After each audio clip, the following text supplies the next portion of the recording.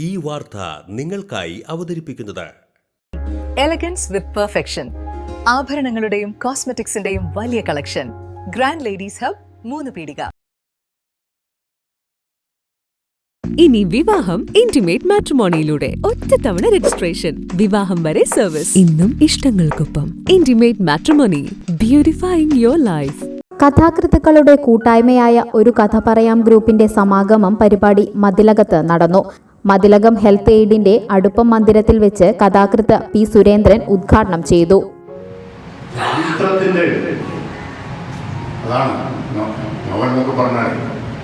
ആവിഷ്കരിക്കപ്പെടുന്ന കുറേ കാര്യങ്ങൾ ഇന്ന് വിൽപ്പനയെക്കുറിച്ച് ആലോചിക്കുന്നുണ്ട്. വിൽപ്പന കണക്ക് വെച്ചിട്ട് മഹത്വം നിശ്ചയിച്ചപ്പോഴാണ് ഇല്ലാത്തൊരു യാതൊരു കാലത്തും സരോജിനിയുടെ കടുങ്കൈ എന്ന് പറയുന്ന പുസ്തകം 10,000-15,000 കോപ്പി അത് ചന്തപ്പുറത്തിലൂടെ വിറ്റു. എല്ലാവരും എഴുത്തുകാരാണെന്ന് കരുതിയിട്ട് ഒരു വിറ്റ് കഴിഞ്ഞാൽ എന്താണ് എന്ത്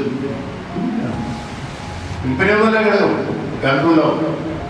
എക്കാലത്തും ഒരു പൾപ്പ് ഫിക്ഷൻ എന്ന് പറയുന്ന ഒരു സാധനം ഇങ്ങനെ സമാന്തരമായി ഇപ്പൊ അത് മുഖ്യധാരയ്ക്കാണ്.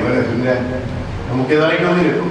അതാണ് മുഖ്യധാര എന്നുള്ള രീതിയിൽ ഇങ്ങനെ പോയി കഴിഞ്ഞാൽ എന്താ വെച്ചാൽ സാഹിത്യം എന്ന് പറയുന്ന അസാധാരണമായ ദാർശനിക അന്വേഷണം നോക്കിയാണ് സാഹിത്യ രചനകളെന്ന് ഇന്ന് മനസ്സിലാക്കിയത്. സുരേന്ദ്രൻ മങ്ങാട്ട് അധ്യക്ഷത വഹിച്ചു. കഥാകൃത്ത് അബു ഇരിങ്ങാട്ടിരി, എഴുത്തുകാരി അജിത്രി, ഗ്രന്ഥകാരൻ രാകേഷ് നാഥ്, സുനിൽ പി മതിലകം, ഉണ്ണി അഷ്ടമിച്ചിറ എന്നിവർ സംസാരിച്ചു. ഒരു കഥ പറയാം സാഹിത്യ പുരസ്കാരം സുരേന്ദ്രൻ മങ്ങാട്ടിന് പി സുരേന്ദ്രൻ സമർപ്പിച്ചു. മിനിക്കഥ മത്സര വിജയികളായ ആദർശ് പി സതീഷ്, ചന്ദിരൂർ താഹ, നിജി പൈങ്കി, സിദ്ദിഖ് അമ്പലപ്പുഴ എന്നിവർക്കുള്ള പുരസ്കാരങ്ങളും അദ്ദേഹം നിർവഹിച്ചു.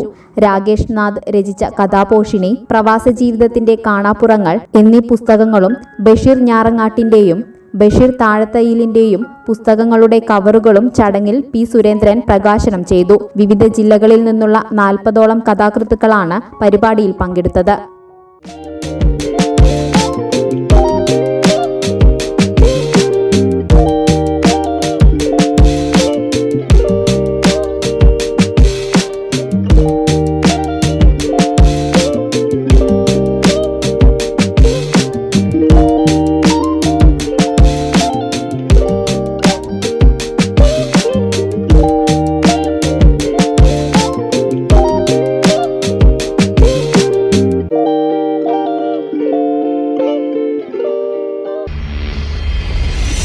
You're watching True Line News.